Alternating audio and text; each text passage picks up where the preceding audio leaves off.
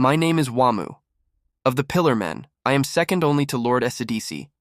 My life has been one of unwavering loyalty, of absolute dedication to the revival of our master, Lord Kars. For millennia, I have followed his guidance, honed my skills under his tutelage, and awaited the day he would achieve perfection. But what if that path, that singular purpose that defined my very existence, had been violently sundered? What if the one destined to stand above all was the first to fall? Our awakening was as Lord Kars had planned. The humans of this new era, with their strange metal contraptions and blinding lights, were a curious distraction, but nothing more. Their soldiers, armed with their primitive machine guns, were mere insects before our might.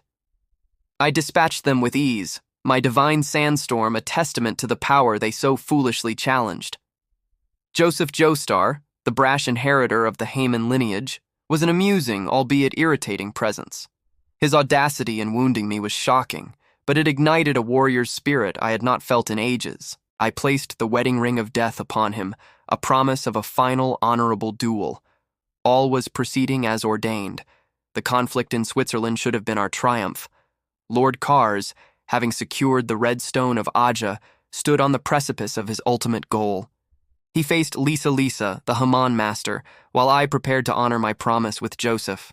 But this human, this Jojo, was unlike any I had ever encountered. His cunning was a weapon as potent as his Haman. He did not face us with brute strength, but with a trickster's mind. It was in that chaos that the unthinkable happened. In his arrogance, Lord Kars underestimated the desperate ingenuity of humanity. Perhaps it was a trap laid by Jojo, perhaps a miscalculation with the German forces and their ultraviolet technology, or perhaps simple blind fate.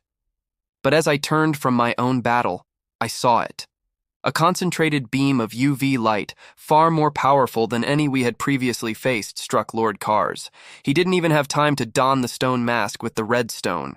There was a moment of disbelief, a horrifying, silent scream that echoed only in my mind, and then he began to crumble. Lord Kars, the ultimate being, the architect of our destiny, turned to stone and then disintegrated into dust before my very eyes. A silence fell upon the battlefield, heavier than any mountain.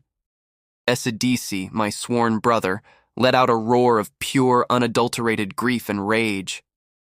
His blood boiled, his sorrow manifesting as searing heat. For myself, a cold void opened within me. The pillar of my world, the very reason for my 10,000-year slumber, was gone. The path forward was no longer clear. It was a swirling abyss. In that moment of shock, Joseph Joestar and Lisa pressed their advantage. Esidisi, blinded by his sorrow, fought with a ferocity I had never witnessed. He was a force of nature, a volcano of despair. But his rage made him reckless. He overextended, leaving himself open. Joseph, with his damnable cleverness, exploited that opening. It was a brutal, desperate fight, but Esidisi, his heart shattered, eventually fell. He fought to avenge our master, and in the end he joined him in oblivion. I was alone, the last of the Pillar Men. The weight of millennia crashed down upon me. What was my purpose now? The quest for the red stone was meaningless. The sun was no longer a barrier to overcome, but a permanent, unyielding tomb. My only remaining drive was the one thing that was truly mine, my honor as a warrior. I looked at Joseph Joestar, the architect of my despair, the slayer of my comrades, the man who wore my ring.